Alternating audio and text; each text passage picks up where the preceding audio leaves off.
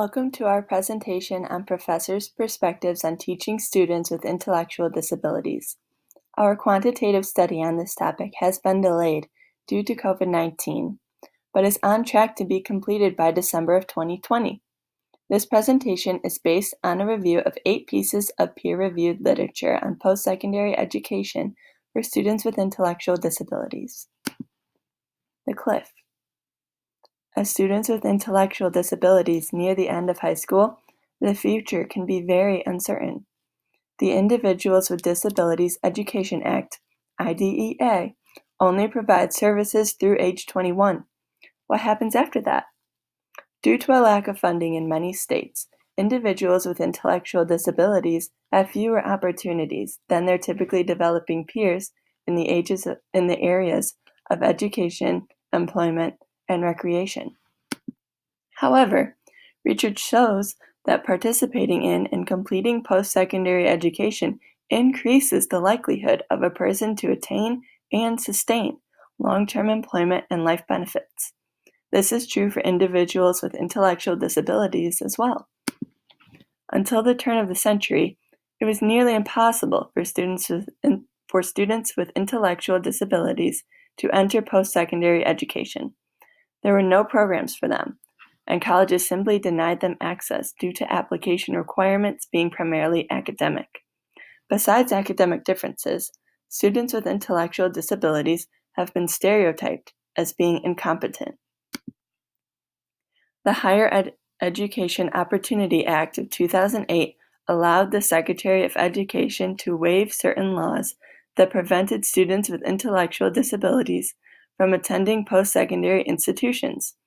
Under the HEOA, TPSID, TPSID, provides funding for higher education schools to facilitate transition and post-secondary options for students with ID. TPSID, TPSID, stands for Transition Post-Secondary Education Programs for Students with Intellectual Disabilities. These programs provide independent living skills and employment skills to students with intellectual disabilities and also promote inclusion, self-determination, and self-advocacy. Students in these programs are often paired with a fellow peer and given a variety of classes to register for. Today, there are 298 college programs for students with intellectual disabilities nationwide. Several studies interviewed faculty professors on the perspectives of teaching students with intellectual disabilities. Many were concerned or confused about what it would mean for a student to audit a class. What would this process be like?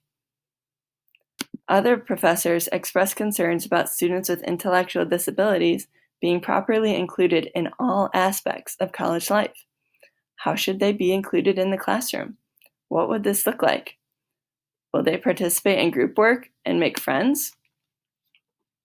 Some professors were concerned that students with intellectual disabilities would require much of the professor's time, and this would take time away from the other students.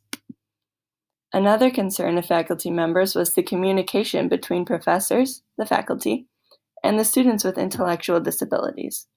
How would the professor know what homework the student would be turning in?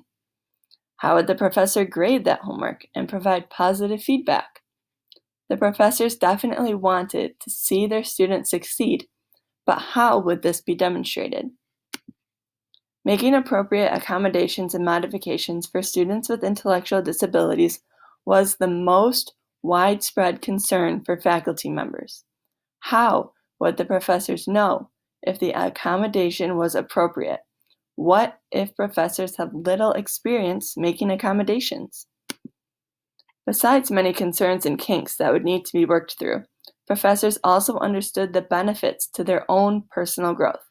Some studies showed that professors recognized the importance of diversity and how teaching students with intellectual disabilities would help them to be better professors. This is also a diversity experience for the traditional students, for they would now get to learn alongside their peers with intellectual disabilities. Some studies showed that professors who taught students with intellectual disabilities discovered that these students fit in their classes very well. Many students added valuable information to class discussion, participated in much of the homework, and required few, if any, accommodations. Many professors desired training to be able to serve their students with intellectual disabilities in the best possible way so that these students would succeed. Not many TIPSID programs provided the training that professors would like. Many desired further professional development to know how to teach these students.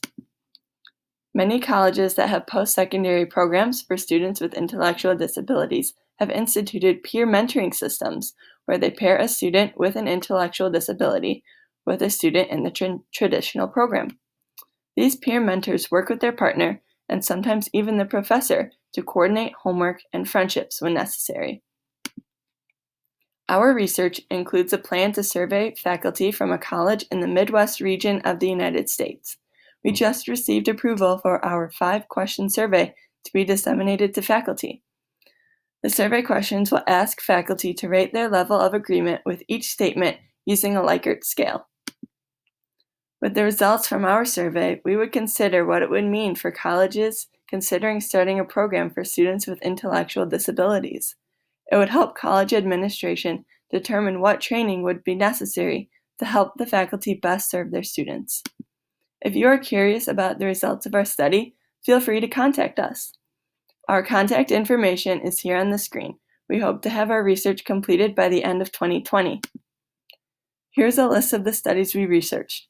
Thank you for viewing our presentation.